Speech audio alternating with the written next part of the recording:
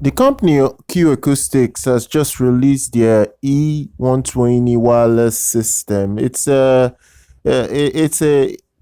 pretty much just a custom install audio setup that is designed to be paired with one or two or even four in-ceiling speakers, and that's if you want the speakers in your ceiling or on the wall. It will work very well, just to make the setup wireless as much as possible. So the E120 is essentially a system and a control hub.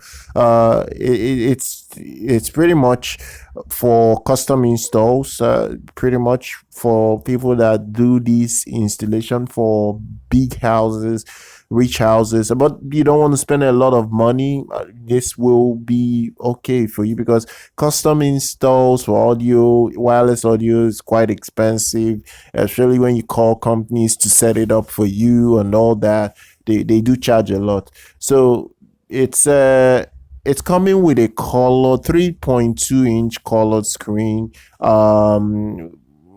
The display itself will show you the track, as well as the artist and the album names, and it can be dimmed. It depends on what you want to do. You can dim it down, you can increase the brightness. It is splash proof. It has an IP67 rating, so you could use it indoor or outdoors. So I think it boils down to what you want to do with the product, the hub itself. So it really is nice. And look, it depends on what you're actually looking for. Now it also can work with devices via Bluetooth, because it's coming with Bluetooth 5.0 as well.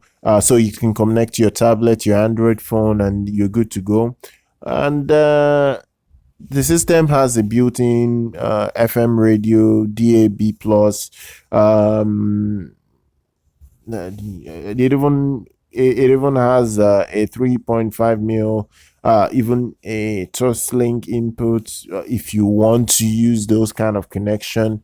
It just gives you options. Even includes a subwoofer output, so it gives users the option of adding a much more powerful low end to what they are listening to in general.